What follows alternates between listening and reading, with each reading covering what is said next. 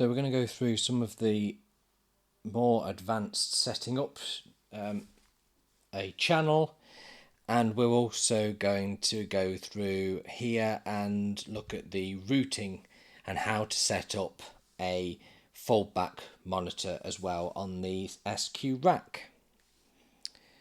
So I'm going to walk you through the process of setting up a channel, and then we're going to look at routing a foldback as well. So for this setting, you will probably need to be logged in as a standard user. So anywhere where you are, press the green button again to get back to this home screen. Click change user. And then if you tap on the standard one, click login, and it will ask you for a password.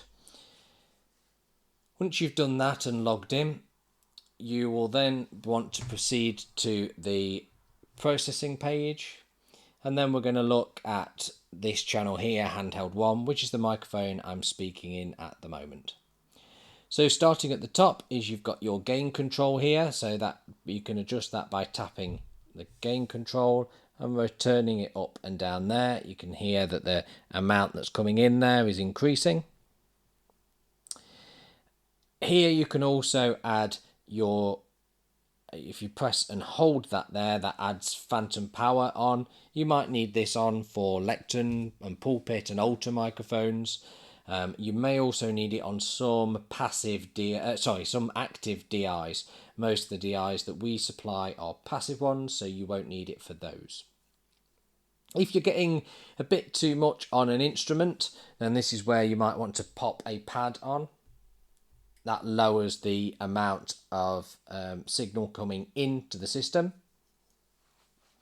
Everything else on here, for this case, we're just going to skip over it because at the moment we don't need to look at it.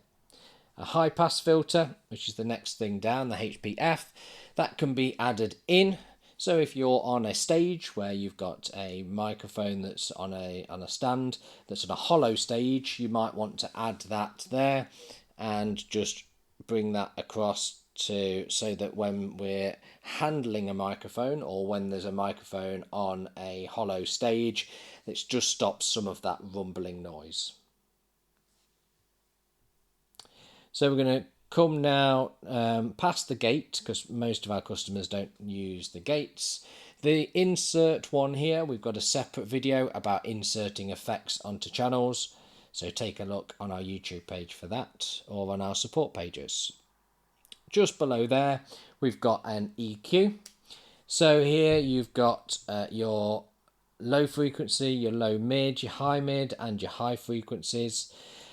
Now you can also see that low cut, that high pass filter that we've already put in place that's active as well.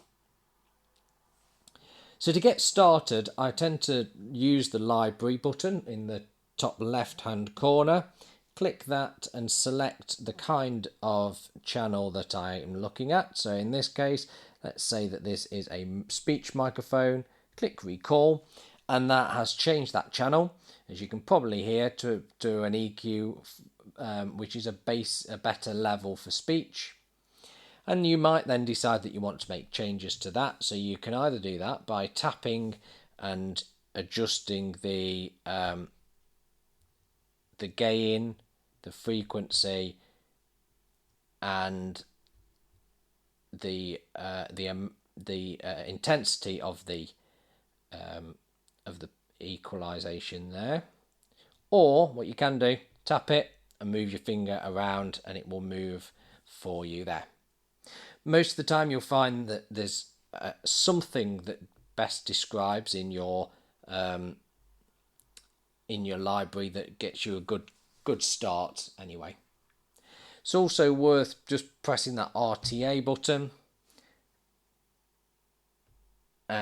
because you can then see that the noise coming in from my voice there coming in, and you can see whether it needs equalizing a little bit. So that's pretty balanced, because we're making those adjustments using those particular EQ sweep, which just makes my voice a little bit more balanced on that.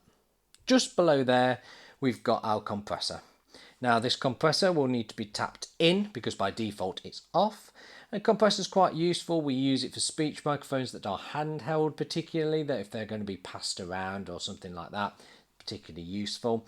So we want to adjust the threshold so that when we're speaking into it, we lower it down. As we're speaking into it at a normal rate, you will just start to say, there we go, we'll just start to see it coming in. And as if I'm speaking into it at a normal rate, you don't want it to be active, you want it to be not using. But then as I raise my voice, that compressor will kick in and just lower it a little bit. You might want to just, that will adjust how quickly it reduces the, how quickly it attacks into depending on how loud I'm speaking, the attack time and release time. I would tend to go to the library and choose something out of there if you want to adjust that one in particular.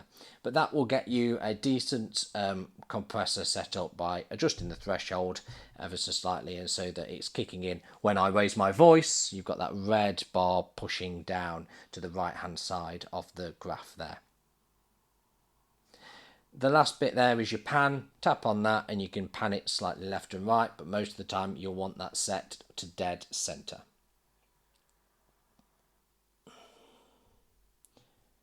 So if we then go back to the processing tabs where we can, so at any point we can tap on a channel, go in depth on it, and then if we press the processing one, we can go back to where it lists. Like I said in the basic walkthrough, these are all channel layer based. So your channel, if you can't find it on the first layer, then it's probably somewhere on here, on one of your other ones there. Just remember, we do try and keep everything color coded just to keep it easy and visible. So all outputs are red, all music inputs such as Bluetooth and HDMI and digital hymnal, they'll be coming in on yellow. Speech microphones we put as white.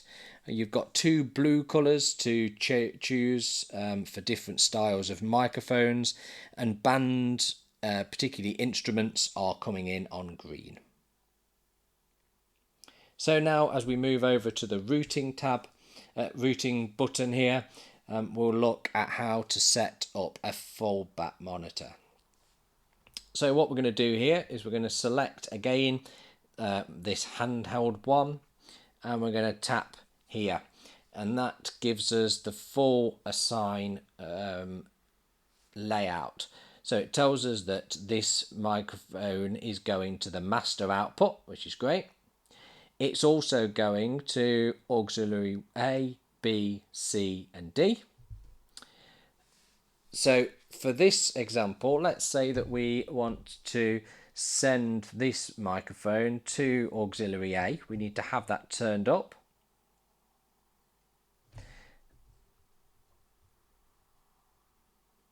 And there's to B, but we don't want to send it to C, but we do want to send it to D, so we turn those all up there.